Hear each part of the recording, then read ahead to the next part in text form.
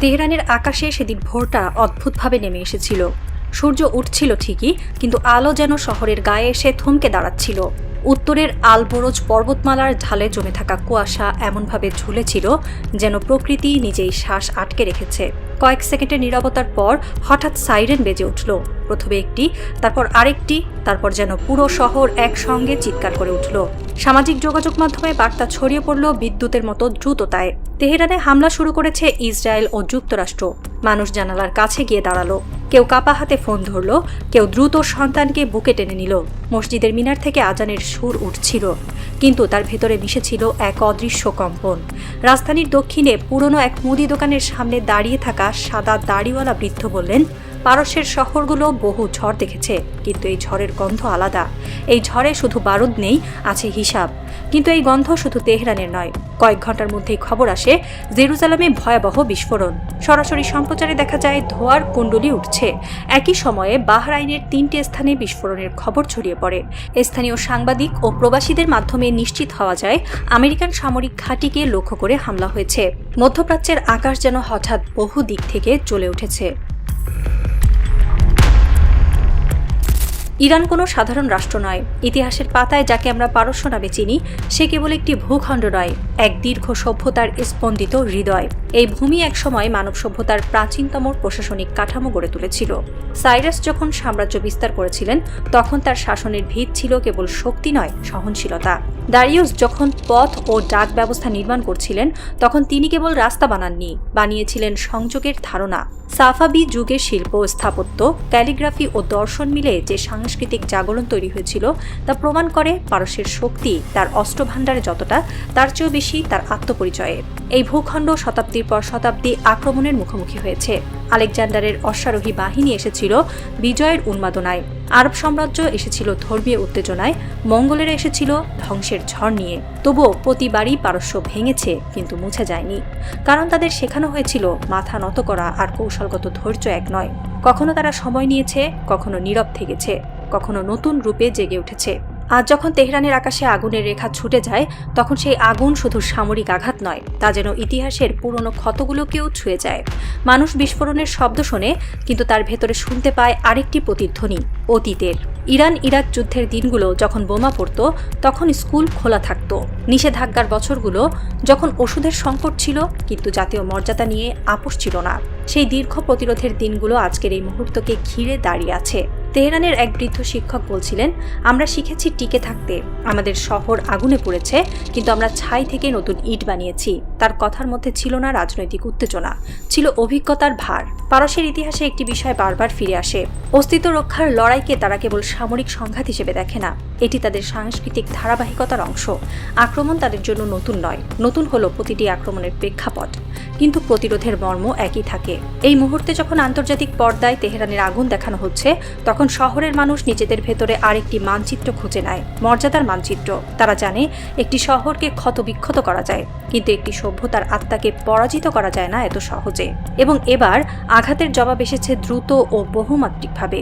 জেরুজালেমে বিস্ফোরণ, বাহরাইনে আমেরিকান ঘাঁটিতে হামলা, উপসাগরীয় অঞ্চলে একাধিক লক্ষ্যবস্তুতে আঘাত, এই সবকিছু যেন একটি বার্তা বহন করছে, আক্রমণ একমুখী হবে না। ইতিহাসের যে জাতি বারবার উঠে দাঁড়িয়েছে, সে জানে প্রতিক্রিয়ার ভাষাও ইতিহাসের অংশ। মধ্যপ্রাচ্যের মানচিত্র হঠাৎ যেন জ্বলন্ত বিন্দুতে ভরে উঠেছে।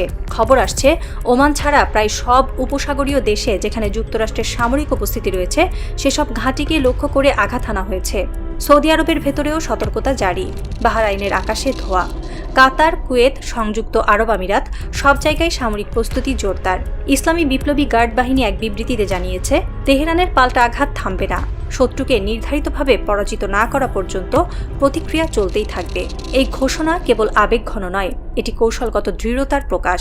বিশ্লেষকরা বলছেন, এটি কেবল প্রতিশোধ নয়, একটি প্রতিরোধ নীতি বাস্তবায়ন। ইরান বারবার বলেছে, তাদের নিরাপত্তা শুধু তাদের সীমান্তে সীমাবদ্ধ নয়, আঞ্চলিক ভারসাম্যের সঙ্গেও যুক্ত। ফলে আঘাত এলে প্রতিক্রিয়াও হবে বহুমাত্রিক।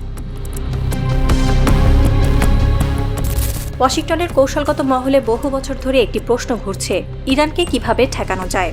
সরাসরি একা মুখোমুখি সংঘাতে নামা মানে অনিশ্চয়তার ঝুঁকি।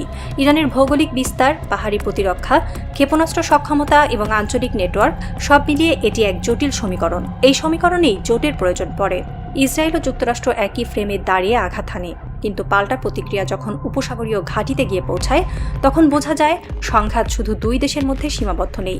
প্রশ্ন উঠছে, এই সংঘাত কি এখন আঞ্চলিক রূপ নিচ্ছে, নাকি এটি একটি নিয়ন্ত্রিত শক্তি প্রদর্শন?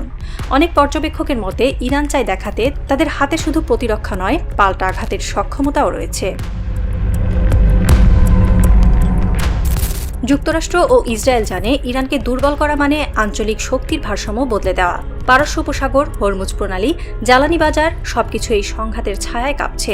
আন্তর্জাতিক বাজারে তেলের দামে অস্থিরতা দেখা দিয়েছে, বিমান চলাচলের সতর্কতা, কূটনৈতিক বৈঠক একের পর এক। কিন্তু একই সঙ্গে দেখা যাচ্ছে তেহরানের ভেতরে দৃঢ়তা বাড়ছে। বিশ্ববিদ্যালয়ের ছাত্ররা পতাকা হাতে মিছিল করছে, সামাজিক মাধ্যমে ঐক্যের বার্তা ছড়াচ্ছে। এক তরুণী বলছে, আমরা যুদ্ধ চাই না, কিন্তু ভয়ও পাই না। এই আবেগ কেবল জাতীয়তাবাদ নয়, এটি আত্মপরিচয়ের লড়াই।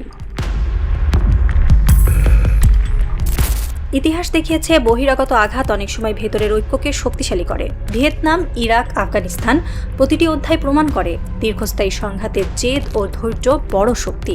ইরান সেই ইতিহাস গভীরভাবে পর্যবেক্ষণ করেছে।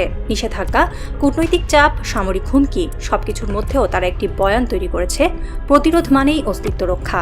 বাহরাইনের বিস্ফোরণ, জেরুজালেমের আগুন, উপসাগরীয় ঘাঁটিতে আঘাত, এই সবকিছু যেন সেই বয়ানের সম্প্রসারণ।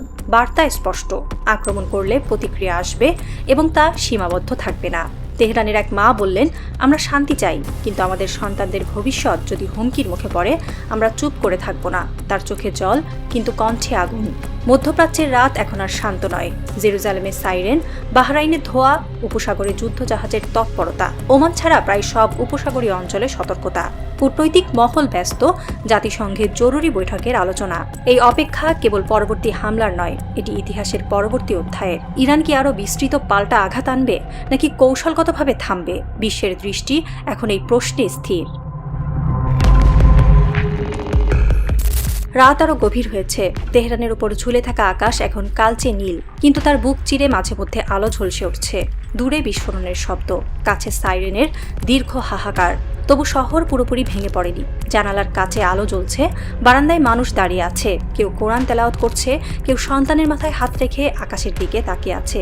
একটি পুরনো অ্যাপার্টমেন্টের ঘরে সেই বৃদ্ধ ইতিহাসের বই খুলে বসে আছেন। টেলিভিশনের পর্দায় ভেসে উঠছে জেরুজালেমের আগুন, বাহরাইনের ধোঁয়া, উপসাগরীয় ঘাঁটির উত্তেজনা। পৃথিবীর মানচিত্র যেন আগুনের বিন্দুতে ভরে উঠেছে, কিন্তু তার চোখ বইয়ের পাতায় স্থির। সেখানে লেখা, যে জাতি নিজের মর্যাদা আঁকড়ে ধরে তাকে পরাজিত করা যায় না সহজে। তিনি ধীরে চশমা খুলে টেবিলে রাখেন। বাইরে আবার শব্দ, মনে হয় যেন আকাশের বুক কেঁপে উঠল, কিন্তু তার মুখে ভয় নেই, আছে এক গভীর ক্লান্তি। আর তার ভেতর অদ্ভুত এক গর্ব, যেন তিনি জানেন ইতিহাসের এই অধ্যায়ও পারস্য লিখে রাখবে নিজের ভাষায়। শহরের অন্য প্রান্তে এক মা ছেলেকে জড়িয়ে ধরে বলছেন, ভয় পেও না, আমরা বহুবার এই শব্দ শুনেছি, আমরা টিকে থাকি। তার কণ্ঠ কাঁপে, কিন্তু ভেঙে পড়ে না। সেই কণ্ঠে আছে শতাব্দীর স্মৃতি, আক্রমণ, প্রতিরোধ, পুনর্জন্ম। রাত আরও ঘন হয়, হয়তো আবার শব্দ উঠবে, হয়তো নতুন মানচিত্র আঁকা হবে আগুনে।